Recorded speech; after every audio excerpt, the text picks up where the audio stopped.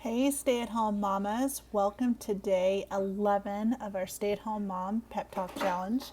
And I had some other ideas for what I was going to talk about, but today, in lieu of some other things that I've seen happen, I just wanted to get on here and talk about this topic today. So, as always, I switched things up, and that's okay, and those notes and those thoughts aren't going anywhere.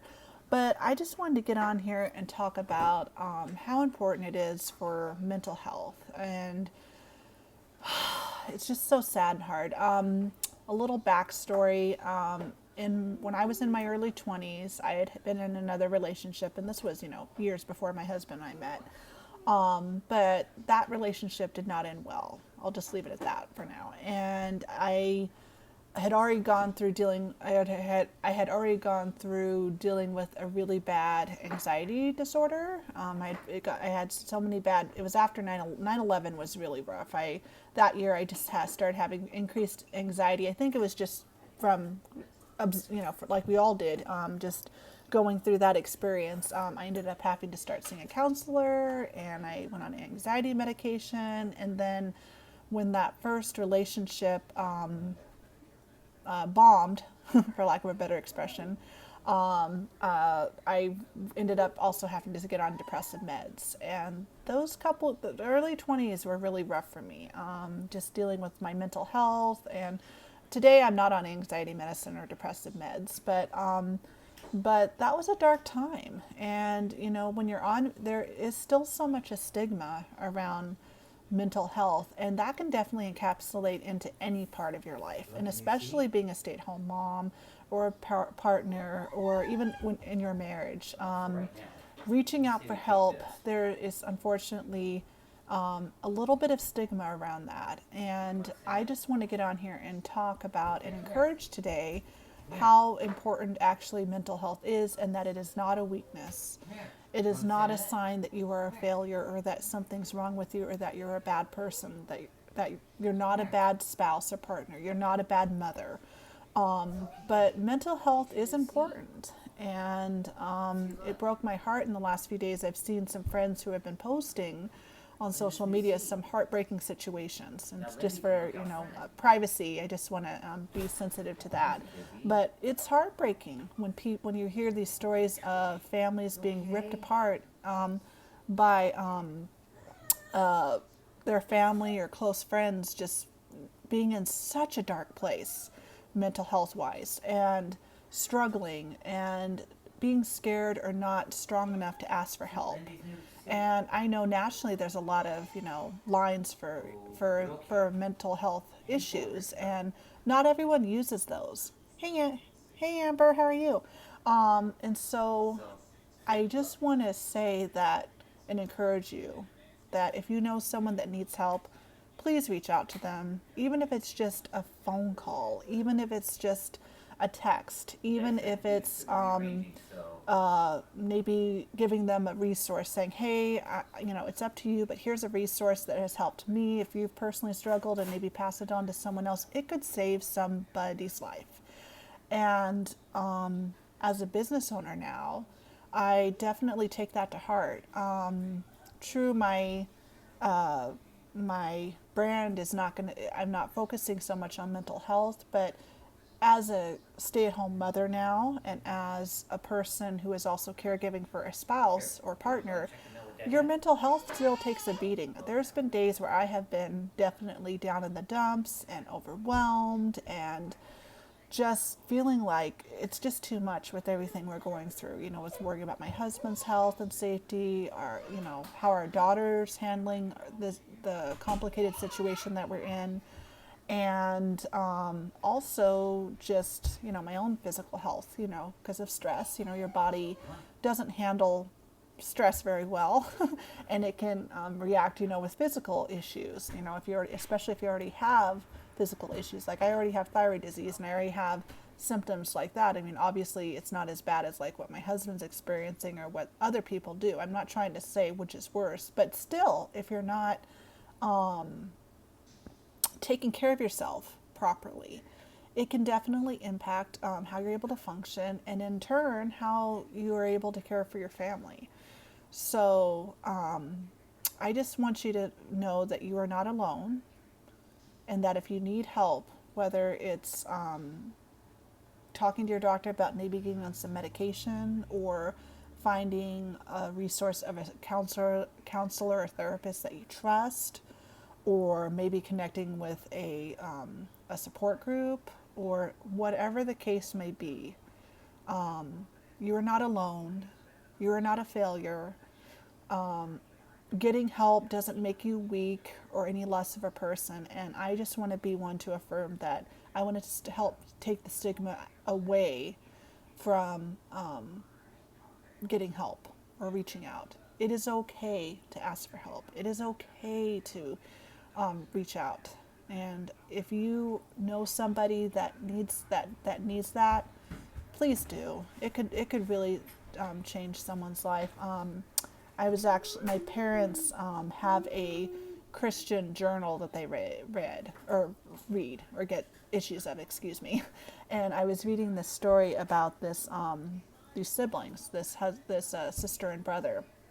One was the sister was very, had a deep relationship with the Lord, and she was really heartbroken for her brother because he did struggle with some addiction and some other types of serious problems like that, and some mental health.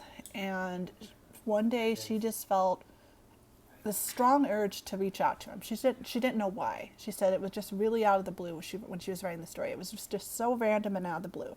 She felt like this strong feeling that no matter what she did throughout her day, it just would not go away.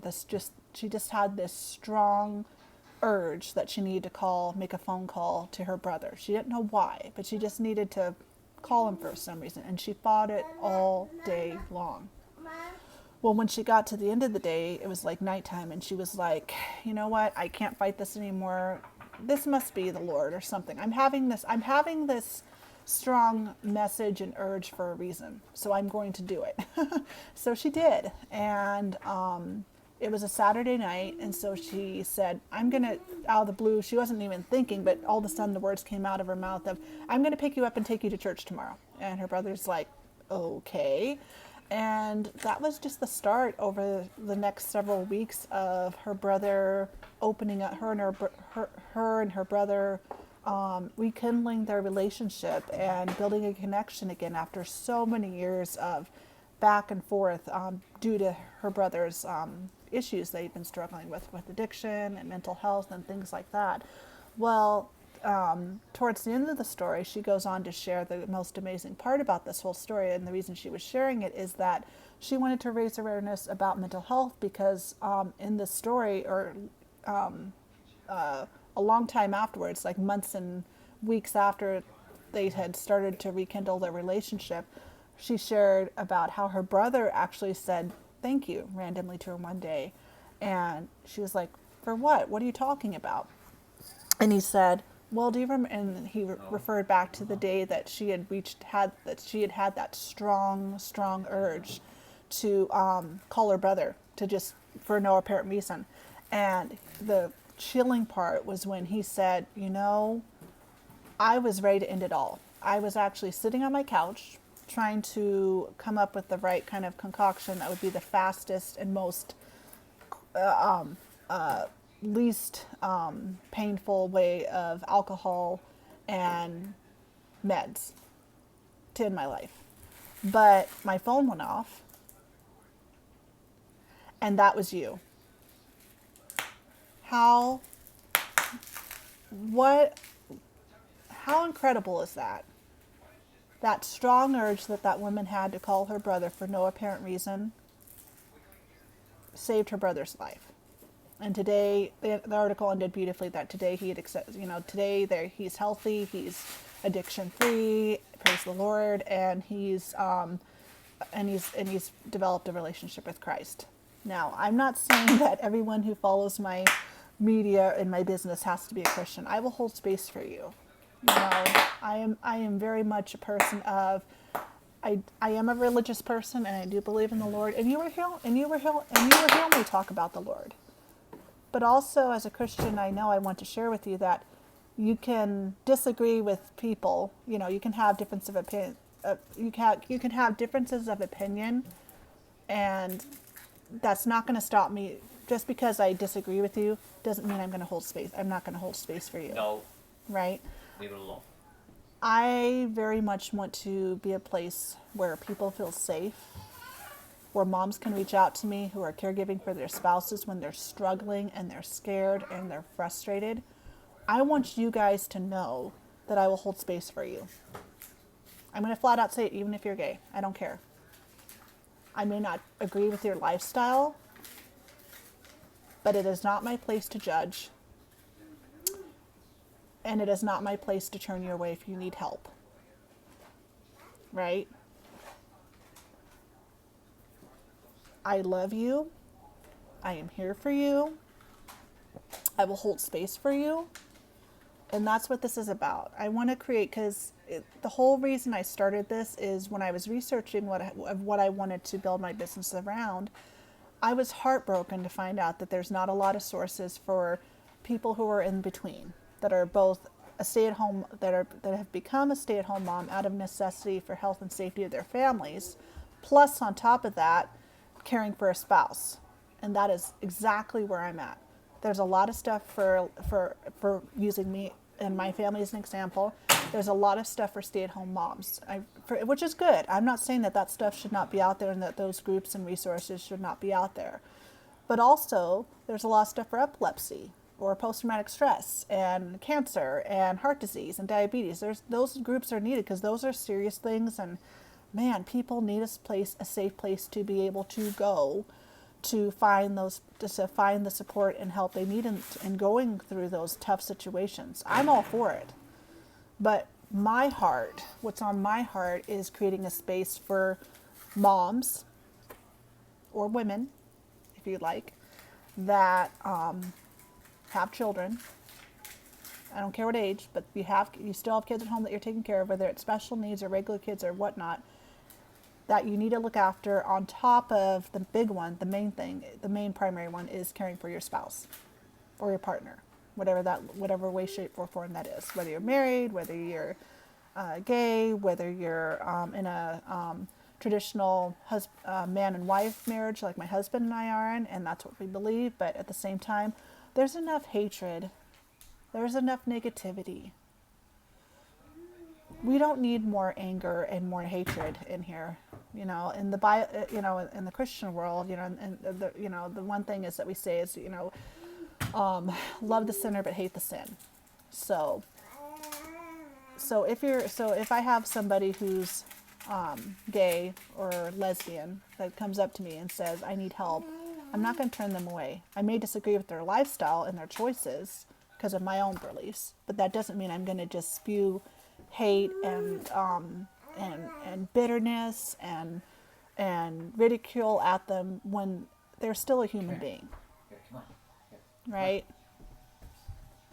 My space is going to be a space where it's for all ethnic groups, all beliefs, but the common thing that we have is that we're parents, we're stay-at-home parents, and unfortunately we're stay-at-home parents while we're having to care for our partner or spouse who's sick.